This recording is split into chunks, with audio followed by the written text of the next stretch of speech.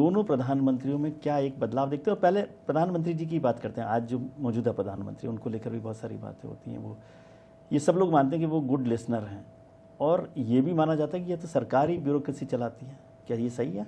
देखिए, जहाँ तक वर्तमान प्रधानमंत्री जी की बात है कि शुरू में जब मैंने इनको देखा तो मुझे उनमें कल्याण सिंह जी की छवि दिखी, क्योंकि मैंने कल्याण सिंह के साथ पहले काम किया था। बहुत ही कमिटेड और बातों को बहुत अच्छी तरह समझते थे, और फिर कम बात बोलते थे लेकिन मतलब की बात बोलते थे, और ग्राउंड रियलिटी का उनको पता रहता था और बड़ा इनकरेज करते थे। तो शुरू में तो मुझे ऐसा लगा कि ये देश बिल्कुल परिवर्तित हो जाएगा, और ऐसे ऐसे उन्होंने काम किए जिसकी मेरा ख्याल कोई सीमा नहीं है तारीफ करने की। सबसे बड़ी समस्या ब्यूरोक्रेसी की आपको मैं बताऊं क्या है। हर जना अपने साइलो में रहता है, हर डिपार्टमेंट अपने उन्होंने उसको तहस नहस कर दिया। उन्होंने सचिव की कमेटी बनाई, सबसे कहा आपस में बैठ कर चर्चा कीजिए, और ऐसे विषय दिए जो उनसे संबंधित नहीं थे। फिर सबने प्रस्तुतिकरण किया पूरी कैबिनेट के सामने, हम लोग प्रस्तुतिकरण करते थे, हर ग्रुप करता था। मतलब उससे जो ब्रेक हुआ और जो इंटर डिपार्टमेंटल कोऑर्डिनेशन बना वो बहुत ही अनप्रेसिडेंटेड था।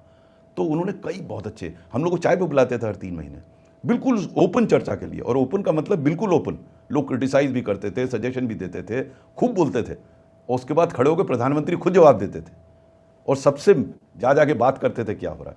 मुझे लगता ही नहीं था कि ये प्रधानमंत्री हैं इस देश के, जो सबसे बिल्कुल मिल के आपस में चल के। पहले 2 साल तो गजब के थे, फिर बदल गई, फिर बदले। अब क्यों बदले मुझे पता नहीं, लोग मुझसे पूछते हैं, ये बताइए। देखिए बदले तो वो जाने। देखिए, सबसे बड़ी चीज क्या होती है किसी लीडर में? कम्युनिकेशन, संवाद बना के रखना। जो आपकी टीम हो उसके साथ संवाद रहे, टीम को यह अधिकार हो कि अपनी बात स्पष्ट रूप से कह सके बिना किसी डर के, और आप सुने। आप असहमत हो सकते हैं लेकिन आप सुने, उनको प्रेरित करें, यही करते थे। 2 साल बाद मुझे स्मरण है, वो हमें चाय पे बुलाते थे।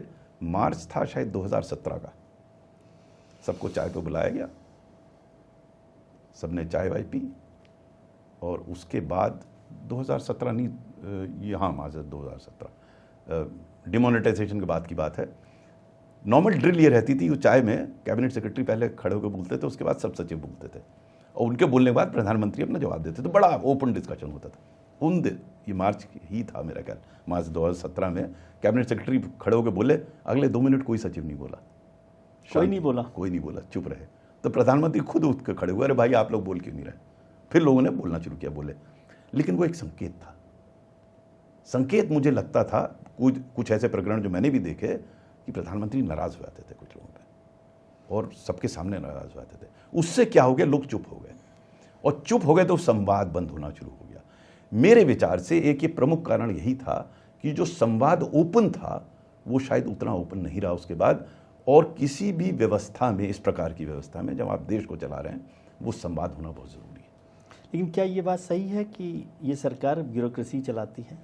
अब ये तो बड़ा जनरल सा कमेंट है। हाँ, पीएमओ चलाता है इसको। अच्छा, स्पेसिफिक पूछता हूँ, पीएमओ चलाता है? बिल्कुल, पीएमओ सेंट्रिक है सरकार। क्या ये भी सही है कि पहले, आप तो इतने लंबे समय तक सरकारों में रहे हैं, मिनिस्ट्रीज जो हैं प्रपोजल्स भेजती थी, और आजकल ऐसा माना जाता है, ऐसा आरोप लगता है कि पीएमओ ही अपने प्रपोजल्स मिनिस्ट्रीज को भेजते हैं? बाय एंड लार्ज, मतलब छोटी छोटी चीजों के लिए पीएमओ से।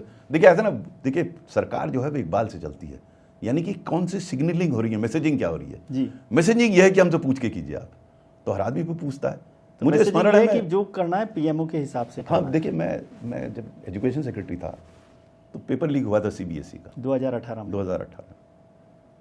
तो मैंने कहा मंत्री जी से कि हमें पूरी स्थिति पता है, प्रेस कॉन्फ्रेंस कर लेते हैं, बता देंगे। प्रेस बड़ी एग्रेसिव थी उस समय भी। हमने कहा साहब कोई बात ही नहीं है, हम कर लेते हैं। तो पहले तो वो सहमत नहीं हुआ, लेकिन बाद में सहमत हो गए। फिर कहने लगे पीएमओ से पूछ लेते हैं। मैंने कहा बड़ी छोटी चीज़ है, एक सीबीएसई का पेपर, नहीं पूछ लेते हैं। अब देखिए ये एक सिग्नल था। अच्छा, हम पीएमओ गए, वहां बात की, तो पीएमओ मुझसे कहा गया अच्छा प्रधानमंत्री से पूछ लेते हैं। 2018 में तो प्रकाश जी होंगे, प्रकाश जावड़ेकर, बहुत बढ़िया, बहुत बढ़िया। और वो तो पार्टी के मुझे आश्चर्य होता है लोगों में से, मुझे आश्चर्य होता है वो हटे क्यों। देखिए ऐसा ना, उन्होंने जो व्यवस्था बनवाई सीबीएसई के पेपर लीक की, वो आज तक चल रही है, बड़ी फिट एकदम। प्रकाश जी को देखा मैंने। अगर लेकिन सर पीएमओ पर ही एक और बात बताइए, आपने नोटबंदी की बात की, उस पर मैं आता हूँ। नोटबंदी के दौरान ही ये आरोप लगा कि जो कैबिनेट की बैठक हुई उसमें मिनिस्टर्स के मोबाइल भी फ़ोन बाहर रख लिए गए और प्रधानमंत्री ने उसकी जानकारी दी और देश को बताया। क्या ये बात ठीक है? मुझे आइडिया नहीं, कैबिनेट में क्या होता है, मैं तो कभी उसमें गया नहीं, तो मुझे पता नहीं क्या होता। क्या ये बात ठीक है कि अब जो कैबिनेट की बैठक होती है उसमें सिर्फ पीएमओ की तरफ से ही जो आदेश होता है वो होता है? मुझे आइडिया नहीं। पीएम देखिए कैबिनेट में क्या होता है मुझे नहीं पता, लेकिन मुझे ये आभास होने लगा था 2 साल बाद, खुद ही होने लगा था। मैंने आपको दृष्टांत बताया कि हर चीज़ वहाँ रेफर कर दो पीएमओ में। क्या ये बात ठीक है कि सेक्रेटरीज और जो ओएसडीज और जो बड़े ऑफिसर्स होते हैं, मैं उसका डेजिग्नेशन के तौर पर नहीं जानता, उनके अपॉइंटमेंट भी मिनिस्ट्रीज में प्राइम मिनिस्टर ऑफिस से होते हैं? सेक्रेटरी का तो हमेशा प्राइम मिनिस्टर से ही नहीं, होता लेकिन था। उनके साथ ACC एक अंडरस्टैंडिंग तो होती है मिनिस्टर के साथ। भाई देखिए ऐसा है ना कि जितने महत्वपूर्ण पद होते हैं ज्वाइंट सेक्रेटरी एंड अबव, वो एक ACC होती है, वो करती है अपॉइंटमेंट कमेटी ऑफ कैबिनेट। लेकिन ACC का परिवर्तित क्या होता है सर? ACC का आज की तारीख में कमेटी को छोड़ दीजिए, आज की तारीख में जो तभी भी मुझे लगता था कि सब वहीं से हो रहा है। हाँ, सब वहीं से नाम पीएमओ से होता है, पीएमओ से होता है। इसमें कोई शक की बात नहीं है कि अनलाइक यूपीए गवर्नमेंट जहाँ हरजाना बिल्कुल इंडिपेंडेंट था, टोटली एक दूसरा एक्सट्रीम था, ये एक दूसरा एक्सट्रीम है। मैं अक्सर इस बात को कहता हूँ कि इसमें बीच का कुछ होना चाहिए। क्या यूपीए का क्या एक्सट्रीम था? वो सब मंत्री अपना अपने हिसाब से जो चाहते थे करते थे, सब करते थे। लेकिन आपने जब लिखा, एक और रेफरेंस है सोनिया जी का जिक्र करते हुए, एक घटना का जिक्र किया आपने, मैं भी मिस कर रहा हूँ, कि सोनिया जी ने ये बताया, NAC ने ये बताया। उससे मुझे समझ आया ये बात कि भाई NAC और सोनिया गांधी चलाती थी उस सरकार नहीं, को। मुझे नहीं ऐसा आभास हुआ। आपने कुछ बिंदुओं का पर जिक्र किया है जिसमें हाँ, कि मैंने किया है जी, कुछ बिंदुओं पर वहाँ पे जरूर राय लेते थे, बट अदरवाइज सब अपने मंत्रिमंडल अपना चलाते थे, अपने मंत्री। प्रधानमंत्री जी सोनिया जी से राय के बिना नहीं चलते थे? वो मुझे पता नहीं। जब NAC की राय को मानकर प्रधानमंत्री अगर किसी एक प्रकरण में राय मान ली, उसको जनरलाइज करना उचित नहीं होगा। ठीक है, लेकिन प्रधानमंत्री जी पर मतलब NAC में सोनिया गांधी, मुझे नहीं लगता था कोई दबाव, जो काम होता था वो होता था। नहीं, NAC तो महत्वपूर्ण थी एडवाइजरी बॉडी के तौर पर। मैं एक बार, क्योंकि जितने बिल्स पास हुए हैं मनमोहन सिंह सरकार के, उसमें से ज्यादातर बिल NAC ने ही। मुझे देखिए ऐसा ना, मुझे और बिलों का तो आइडिया नहीं है। मैं एक बार NAC के सामने प्रस्तुतिकरण के लिए गया था, वो मुझे पता है जी। उसके अलावा मुझे नहीं पता NAC में क्या होता था। उसको माना बिल को सरकार ने? बिल नहीं था वो तो सिर्फ राष्ट्रीय स्वास्थ्य बीमा योजना में मैंने राष्ट्रीय प्रस्तुतिकरण स्वास्थ्य किया बीमा था। योजना को लेकर वो भी बड़ा, मैं अक्सर मजाक में कहता हूँ, सारे बड़े काम आप ही को मिले सरकारों में। नहीं, ये काम तो ये तो बहुत बड़ा काम था, राष्ट्रीय स्वास्थ्य हो गया बड़ा, पहले शुरू में नहीं था। शुरू में तो कोई करना नहीं चाहता था, वो तो मुझे दिया गया क्योंकि स्वास्थ्य विभाग जिसको ये करना चाहिए था उसने नहीं किया है काम। हाँ, ये भी इंटरेस्टिंग मैं पढ़ रहा था कि जो डिपार्टमेंट को करना था उसके बजाय किसी दूसरे ऑफिसर मुझे दिया क्योंकि कोई नहीं करना चाहता, उन्होंने मुझे थमा दिया कि आप कर लीजिए। देखिए मुझे अपने कार्यकाल में बड़ा, मैं इसके लिए शुक्रगुजार हूँ, मुझे कई ऐसे काम दिए गए जो कोई नहीं करना चाहता था, उसे करके मुझे बड़ा मजा आया। अच्छा, चलिए इस प्रधानमंत्री जी पर ही बात करते हैं, लेकिन पहले नोटबंदी पर आपकी क्या राय रही थी? देखिए नोटबंदी जब अनाउंस हुआ था नवंबर 2016 में, अगर मुझे स्मरण है, तो मुझे बड़ा खुशी हुई थी, मुझे बहुत अच्छा लगा था, क्योंकि मैंने मायावती जी के साथ काम किया हुआ था और मुझे पता था क्या हो रहा है उस समय। मुझे लगा कि अब जितनी इनकी धनराशि है वो सब बेकार हो जाएगी। लेकिन अब देखिए दुख का विषय है कि उनकी सब धनराशि, उनकी क्या सबकी धनराशि वापस आ गई। तो मेरे विचार से जो बेसिक थॉट प्रोसेस थी वो तो ठीक थी, लेकिन जो एग्जीक्यूशन था वो डिजास्टर्स था। क्यों हुआ ऐसा? ये भी पॉलिटिकल प्रेशर है? पॉलिटिकल इसमें क्या मतलब, ये तो प्योरली ब्यूरोक्रेटिक है। देखिए मैं अक्सर इस बात को कहता हूँ, हम लोग को क्लियर समझना चाहिए कि पॉलिटिशियन कहाँ रिस्पॉन्सिबिलिटी है और ब्यूरोक्रेट की क्या है। पॉलिटिशियन का निर्णय हो सकता है कि हम नोटबंदी कर दें, ब्यूरोक्रेटिक डिसीजन नहीं है। लेकिन 500 के नोट का साइज छोटा करना है तो ब्यूरोक्रेटिक डिसीजन है, क्यों लिया गया? नहीं, लेकिन आपको ठीक लगा था कि नोटबंदी से, क्योंकि आप उत्तर प्रदेश में रहे हैं और मैं जिस दिन ये हो रहा था उसके बाद उत्तर प्रदेश था। हालांकि उत्तर प्रदेश में विधानसभा चुनाव भारतीय जनता पार्टी जीत गई, लेकिन वो जो जिलों में कारखाने, कंपनियां जो काम करते थे वहां पर, उत्तर प्रदेश में हर जिले में एक काम होता है, वो सारे के सारे लोग मुझे बहुत शिकायत कर रहे थे कि बेरोजगार हो गए, और क्योंकि सारा काम पैसे पर ही होता है। Implementation issue. देखिए मैं फिर आपसे कह रहा हूँ, it is an implementation issue. देखिए मैं आपको, अगर मैं होता तो मैं उसको कैसे प्रस्तुत करता? जी हाँ, ये समझाइए। अगर आप ये समझते हैं कि हमें भ्रष्टाचार दूर इससे करना है, तो हम 2000 के नोट क्यों लेकर आए? हम हटा देते। मेरे विचार से तो 500 को भी हटा देते आप। भाई गरीब आदमी तो 100 के नोट से काम चला देता, 10-15। बाकी कहिए डिजिटल जाओ तुम, सब डिजिटल। और इसलिए गरीब आदमी तो डिजिटल पे चला गया, जल्दी सब चला गया, तो इसका लाभ हुआ डिजिटल जाने का। लेकिन जो इसका इंप्लीमेंटेशन, देखिए मैं फिर ये कह रहा हूँ, इस देश की समस्या, जो मैं अब स्पष्ट हूँ, आइडियाज नहीं है। इस देश की समस्या पॉलिसीज नहीं है, इट्स एग्जीक्यूशन एंड एग्जीक्यूशन। और execution means bureaucracy. By and large मतलब ब्यूरोक्रेसी तो है ही। आप किस ब्यूरोक्रेट को कहाँ लगा रहे हैं, ये निर्णय पॉलिटिकल है। देखिए आप इसको, हम लोग कंफ्यूज करते हैं, हम लोग रोल डेफिनेशन बड़ा क्लियर कर लें। आप अगर सही ब्यूरोक्रेट को सही जगह लगाएंगे तो सही एग्जीक्यूशन होगा। किस ब्यूरोक्रेट को लगाना है वहां पे, ये निर्णय पॉलिटिकल है, ब्यूरोक्रेटिक नहीं है। ये चीज स्पष्ट समझनी चाहिए, हम कंफ्यूज कर देते हैं। अच्छा, इसको दूसरे कन्फ्यूजन को दूसरी तरह से क्लियर कीजिए। आपने तो बात बहुत एथिकल तरीके की बात कर दी है ना, ये एथिकल डिलेमा को छोड़े हैं आपके पॉलिटिकल पार्टी, ये प्रैक्टिकल, ये प्रैक्टिकल मैं समझ रहा हूँ। नहीं, आपसे दूसरा सवाल समझना चाहता हूँ। पॉलिटिकल बॉस जो है, आप जिसको गलत समझ रहे हैं, हो सकता है पॉलिटिकल बॉस सही उस ब्यूरोक्रेट को कहाँ कैसे वो यूज करना चाहता है, मंशा है, ये भी तो हो सकता है। फिर अगर फेलियर होता है, फिर आप ब्यूरोक्रेट को ब्लेम कर रहे हैं, आप सही ब्यूरोक्रेट क्यों नहीं रखा? भाई मेरा ये नहीं, ऐसा भी तो होता है ना सर, आप तो बहुत जगह ट्रांसफर हुए हैं, बहुत जगह आए हैं। बिल्कुल बिल्कुल, नहीं मैं सहमत हूं आपसे। ये आपको कौन सा ब्यूरोक्रेट कहाँ रखना है, ये निर्णय पूरा आपका है, ठीक है ना। मैं अक्सर मजाक में कहता था, आप गधे को बांधेंगे, रोड डंडा मारेंगे, ऐसे काम करो। घोड़े को बांधिए, अपना काम करेगा, उसको अलग छोड़ दीजिए। आप उस पर चढ़े क्यों बैठे हुए हैं? आप उसको काम करने दीजिए। भाई स्कूल सेक्रेटरी मैंने क्या किया था, मैंने कहा था मुझे छोड़ दीजिए, आप करने दीजिए। उन्होंने मुझे छोड़ा, मैंने काम किया, सही गलत जो भी हो। मेरा कंटेंशन ये है, पूरा बल इस बात पे होना चाहिए कि सही स्थान पे सही व्यक्ति। मैं कहता हूं अक्सर कि अयोध्या रामचंद्र जी से चलिए, खड़ाऊ से नहीं चलिए। आप किसको वहां रख रहे हैं? और ये कहना गलत होगा कि ऐसे अधिकारी नहीं है। हाँ, ऐसे अधिकारी आपके पास झुक के नहीं आएंगे काम किसी रिक्वेस्ट के लिए। मुझे लगता है थोड़ा सा अपने आप को करेक्ट कर लीजिए। अब जैन जी और अब जो जमाना आ गया उसमें खड़ाऊ राज चल रहा है, पता नहीं अभी राम राज नहीं चल रहा। किसी से चलवा लीजिए आप राज।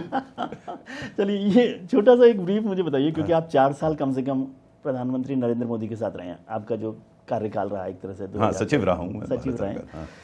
कैसे आप उनको नरेट करते हैं प्रधानमंत्री को? देखिए, मैंने आपसे शुरू में कहा इस बात को कि जो पोटेंशियल मैंने इनमें देखा वो मैंने किसी नेता में नहीं देखा। गजब का पोटेंशियल है निर्णय लेने का। अगर इनको ये बात समझ में आ जाए तो इसको दूर तक ले जाएंगे।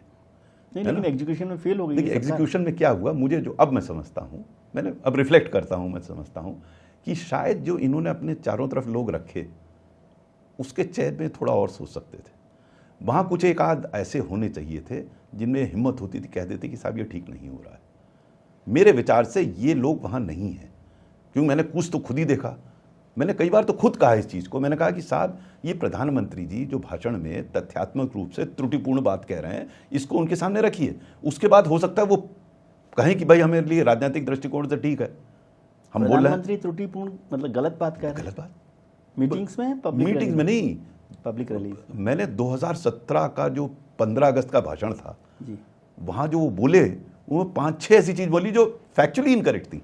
बताइए मुझे। अब जैसे उन्होंने कहा कि हमने जो पीएमजी की स्थापना की, वो प्रोजेक्ट मॉनिटरिंग की पहली स्थापना यूपीए गवर्नमेंट में हुई थी, जिसका पहला चेयरमैन मैं था। आप इससे आए थे? मैं चेयरमैन था। जी। अब वहाँ उन्होंने अनाउंस कर दिया। तो इस प्रकार की उन्होंने तथ्यात्मक रूप से त्रुटिपूर्ण बातें। सर, ये तो बनाते तो आपका मतलब सेक्रेटरी जो पीएमओ में बैठा वो बना रहा है। मेरा ये, मैंने पीएमओ में काम नहीं किया तो मुझे पता नहीं, लेकिन सीएमओ में तो काम नहीं, किया मैंने वहाँ मैं बताता हूँ, वहाँ हम अगर और पीएमओ में कोई फर्क थोड़ी है वर्किंग स्टाइल में। मैं आपको यही बता रहा हूँ कि क्योंकि मैं डायरेक्टर इन्फॉर्मेशन भी था, तो अगर कल्याण सिंह जी कोई गलत बात कह देते थे तो मैं उनको बता देता था कि साहब ये फैक्चुअली इनकरेक्ट है। सर, आप नए अफसरों को भरमा रहे हैं। कोई ऐसे राजा आजकल रहते हैं जिसमें नहीं, आपने कहा कि नहीं, कुछ ऐसे लोग रखे हुए हैं आसपास में जो सही बता दें। मैं इस बात से सहमत नहीं हूँ। ये हैं ऐसे राजा? नहीं, मैं आपको बता रहा हूँ। मैं तो मोदी जी से मेरा डिफरेंस ओपिनियन था पहली मीटिंग में, मोदी जी से मेरा डिफरेंस ओपिनियन था लास्ट मीटिंग में, और उन्होंने सुना मुझे और मेरी बात दोनों बार मानी। तो देखिए, आपने 2 साल बाद ये भी तो देखा कि वो अब हिम्मत नहीं, परिवर्तन के बाद भी 3 महीने रिटायरमेंट के पहले मुझसे पीएमओ ने कहा कि अनिल जी आप आके प्रधानमंत्री को हेल्थ इंश्योरेंस के बारे में बताइए, जबकि मैं एजुकेशन सेक्रेटरी था। आप देखिए इस बात को। क्यों मुझे बुलाया गया? क्योंकि मैंने योजना चलाई थी राष्ट्रीय। मैं गया और मैंने उस बात को कहा जिससे प्रधानमंत्री असहमत थे। शुरू में हल्की सी नाराजगी भी थी, लेकिन मैंने बात बताई, बात मान ली उन्होंने मेरी। निकलते समय गंभीर बात कही। देखिए, निकलते समय जॉइंट सेक्रेटरी पीएम ने मुझसे कहा इस बात को, और ये महत्वपूर्ण बात है। उन्होंने मुझसे कहा कि सर आपको तो पता था नाराज हुए थे, फिर भी आपने अपनी बात कह दी। मैंने कहा देखो यार, ना मुझे इनसे अभी कुछ चाहिए, ना रिटायरमेंट के बाद कुछ चाहिए। ये हमारी चाह जो है हमें कमजोर बनाती है, और हम ऐसे चाहने वाले आदमी को अपने सचिवालय में रखते हैं, तो चाह वाला आदमी अपनी सही बात तो बताएगा नहीं। जो आप देखिए, जो आज समस्या आ रही है हमारे सामने, आपको देखकर मुझे समझ में आया कि कुछ लोग कभी नहीं सुधरते, क्योंकि जो आदमी कल्याण सिंह के वक्त नहीं सुधरा वो नरेंद्र मोदी के वक्त में क्यों? देखिए सुधर, आप धीरे धीरे सीखते हैं। मैंने सीखा, आपने जो आज मैं बात कर रहा हूँ, शुरू में मैं हर नेता से लड़ता था, अगर आपने पुस्तक पढ़ी जी, पढ़ ली मैंने। हर से लड़ता था मैं। फिर मैंने समझा मैं लड़ के पा क्या रहा हूँ, मेरे भी 50-60 ट्रांसफर हो जाएंगे, रिटायरमेंट के बाद मैं भी मार्टर बन जाऊँगा, मुझे काम करना है। तो फिर मैंने एक फार्मूला बनाया, मैंने सिंपल फार्मूला बनाया। मैं आज के अधिकारियों को बताता हूँ कि देखो, अगर कोई भी नेता तुमसे सही काम कहता है, नियम के तहत है, तुरंत करो। ब्यूरोक्रेसी इस बात से बदनाम नहीं है, गलत काम नहीं करती, इस बात से बदनाम है सही काम नहीं करती, बैठी रहती। आप करो तो आपकी एक रेपुटेशन रहेगी एफिशिएंट की। उसके बाद अगर कोई नेता आपसे नियम के विरुद्ध कार्य कहता है तो पोलाइटली उसे मना कर दो। पहले मैं पोलाइटली नहीं करता था, बढ़ जाता था, वो उचित नहीं है।